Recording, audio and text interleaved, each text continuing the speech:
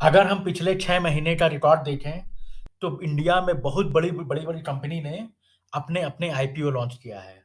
2 सबसे बड़े एग्ज़ाम्पल हैं, पहला है पेटीएम, जिसने अपना आईपीओ लॉन्च करके 1 लाख करोड़ रुपए डिपॉज़िट किए हैं और दूसरा सबसे बड़ा आईपीओ खुला ज़ोमैटो, जिसने अराउंड 50,000 करोड़ रुपए उठाए हैं मार्केट से।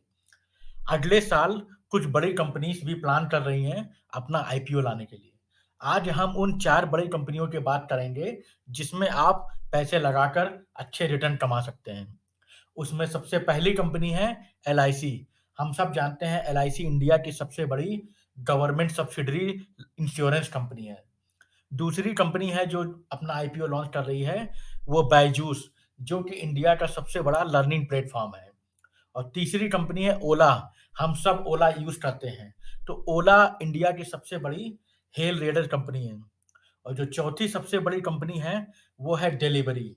डिलिवरी ज़ोमैटो का डायरेक्ट कॉम्पिटिटर है। तो अभी इंडिया में ज़ोमैटो के बाद जो सबसे सेकंड मोस्ट बड़ी कंपनी है ऑनलाइन फूड डिलीवरी की, वो है डिलिवरी।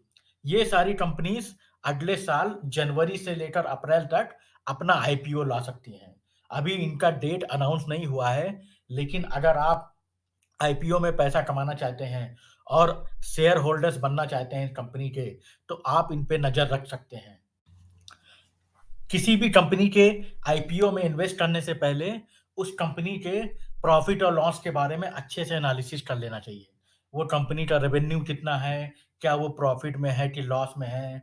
ये जानना बहुत ज़रूरी है, क्योंकि अगर आपको अपना पैसा फ्यूचर में सेफ रखना है, अपना इन्वेस्टमेंट, तो उसके शेयर प्राइस इस बात पे डिपेंड करेंगे कि फ्यूचर में वो कंपनी प्रॉफ़िट में जाती है या लॉस में। अगर आप अच्छे से एनालिसिस नहीं करते हैं और इसी कंपनी में इन्वेस्ट कर देते हैं, तो आपका पूरा पैसा लॉस भी हो सकता है। तो किसी भी कंपनी में ब्लाइंडली इन्वेस्ट ना करें, उसके बैलेंस शीट को अच्छी तरह पढ़ लें।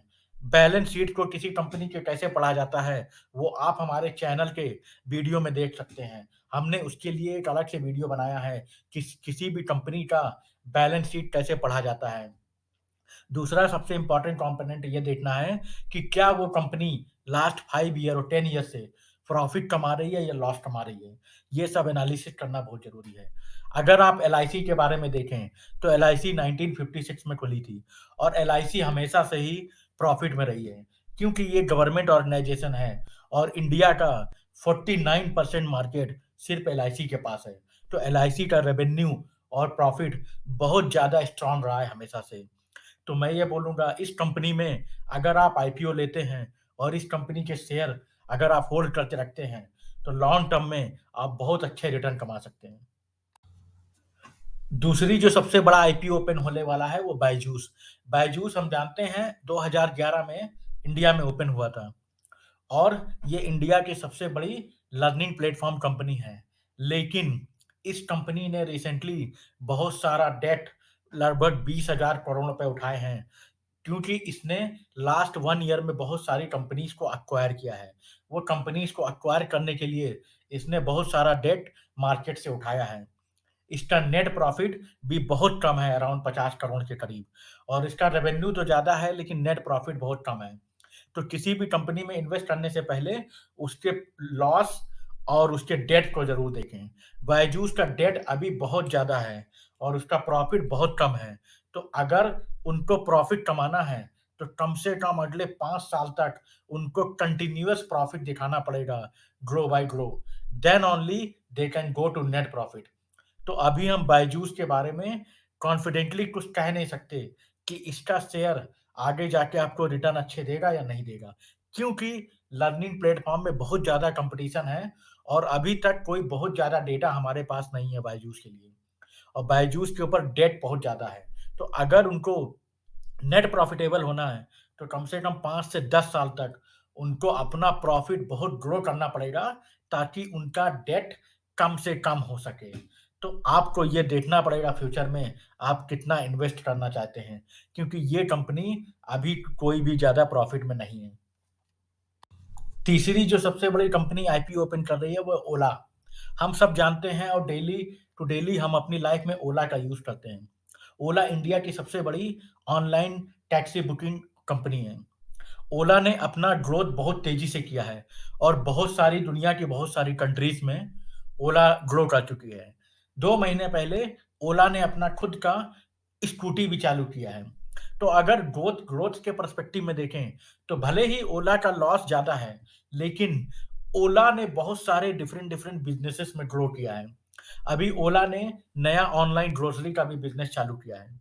तो हमें थोड़ा इस पे रुक कर कम से कम 1-2 साल और देखना पड़ेगा कि ओला के जो इतने सारे बिज़नेस खुल रहे हैं, वो कितना ग्रो करते हैं। जैसे इन्होंने स्कूटी बनाने का बिज़नेस चालू किया है, जो कि मैं बोलूँगा बहुत पॉज़िटिव रिस्पॉन्स मिला है। तो ओला ने सिर्फ़ एक ही बिज़नेस में अपने को लिमिटेड नहीं रखा है, बल्कि उन्होंने बहुत सारे बिज़नेसेस में ग्रो किया है। लेकिन अगर आप एग्ज़ाम्पल देखें ज़ोमैटो और पेटीएम का, पेटीएम के आईपीओ होने के बाद उसको बहुत बड़ा लॉस हुआ है, क्योंकि पेटीएम का शेयर स्टार्ट हुआ था 2000 पे, लेकिन वो गिर के 1500-1400 पे पहुँच गया। उसका रीज़न ये है कि पेटीएम का हर साल लॉस बढ़ता जा रहा है और उनकी बिज़नेस ग्रोथ कोई ज़्यादा दिखाई नहीं दे रही है। और उनका बिज़नेस भी बहुत लिमिटेड है, सिर्फ़ 1 या 2 फ़ील्ड में ही है।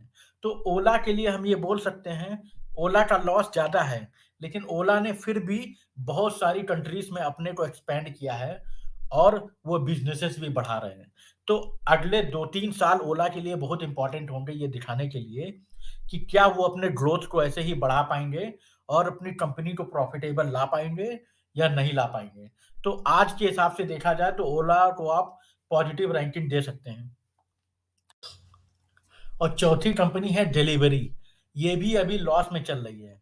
तो अगर हम नज़र डालें कि इनके बिज़नेस क्या हैं, दोस्तों दुनिया के सबसे बड़े इन्वेस्टर वॉरेन बफेट हमेशा कहते हैं, वॉरेन बफेट ने शेयर मार्केट से 100 बिलियन डॉलर कमाए हैं। उन्होंने कंपनीज़ के शेयर मार्केट में पैसे लगा के बहुत पैसे कमाए हैं और वो हमेशा ये सजेशन देते हैं, किसी भी कंपनी के नाम पर पैसे मत लगाओ, बल्कि कंपनी के बिज़नेस का एनालिसिस करो और कंपनी के बिज़नेस को देखो, क्या वो बिज़नेस कितना ग्रो हो सकता है, उस बिज़नेस में कितना कॉम्पिटिशन है। तो अगर हम बात करें डिलीवरी, ये ऑनलाइन फूड डिलीवरी कंपनी है। लेकिन अगर इंडिया में हम नज़र डालें, तो ऑलरेडी बहुत सारी कंपनीज़ हैं, जिनमें बहुत ज़्यादा कॉम्पिटिशन है। जैसे पहली ज़ोमैटो, स्विगी, डिलीवरी और भी 2-4 बहुत सारे नए खुले हैं। तो अगर आप देखें, इन कंपनियों का ग्रोथ बहुत ज़्यादा नहीं हो रहा है और ये सारी कंपनी लॉस में चल रही हैं। इवन ज़ोमैटो भी बहुत ज़्यादा लॉस में चल रही है और ज़ोमैटो भी का जो आईपीओ ओपन हुआ है, वो कोई बहुत ज़्यादा सक्सेस नहीं हुआ है। क्योंकि उसमें कोई ग्रोथ नहीं है। उनके पास कोई दूसरा बिज़नेस भी नहीं है। उनका सिर्फ़ एक ही बिज़नेस है, वो ऑनलाइन फूड डिलीवरी। उसमें भी एक हद तक ग्रोथ पॉसिबल है। मान लीजिए आपने सारे सिटी में खोल लिया, अब सारे कस्टमर आपसे डिलीवरी लेने लगे, तो बस आपका बिज़नेस सैचुरेट हो गया। उसके बाद क्योंकि इतनी सारी कंपनीज़ हैं, तो वो बहुत सारा डिस्काउंट देती हैं अपने कस्टमर को अट्रैक्ट करने के लिए। तो जितना ज़्यादा आप डिस्काउंट दोगे, उतना ज़्यादा कंपनी का लॉस होता है। तो अब ये देखना बहुत इम्पोर्टेंट होगा अगले 5 साल में कि इन कंपनीज़ में से कितनी कंपनी रियली मार्केट में सर्वाइव कर पाती है। क्योंकि इन कंपनियों का लॉस दिन पे दिन बढ़ता जा रहा है। तो अगर आप ब्लाइंडली इसमें इन्वेस्ट करेंगे, तो फ्यूचर में अगर ये कंपनी बंद हो गई, तो आपको लॉस हो सकता है, आपका पूरा फंडिंग लॉस हो सकती है। तो इसीलिए केयरफुल होके पैसे लगाएँ, ब्लाइंडली इन कंपनीज़ में पैसे ना लगाएँ। जब तक कि ये कंपनी अपने आप प्रॉफ़िट ना कमाने लगे, हमें इन कंपनी में पैसे नहीं लगाने चाहिए। अगर आप आईपीओ के बारे में जानना चाहते हैं, तो आप हमारे चैनल पे एक दूसरा वीडियो दे सकते हैं, जिसमें हमने पूरा आईपीओ के बारे में डिटेल्स किया है। आईपीओ कैसे ओपन होता है, आईपीओ में हम कैसे रजिस्टर करते हैं, ये सब हम अपने वीडियो में ऑलरेडी बता चुके हैं। आप वो वीडियो देख सकते हैं डिस्क्रिप्शन में जाके। और दूसरा, अगर आप ज़ोमैटो और पेटीएम के बारे में जानना चाहते हैं, तो वो भी हमारे एक दूसरे पुराने वीडियो में देख सकते हैं। अगर ये वीडियो आपको पसंद आया है, तो इसे अपने फ्रेंड्स को शेयर कर दें और लाइक करके चैनल को सब्सक्राइब कर लें।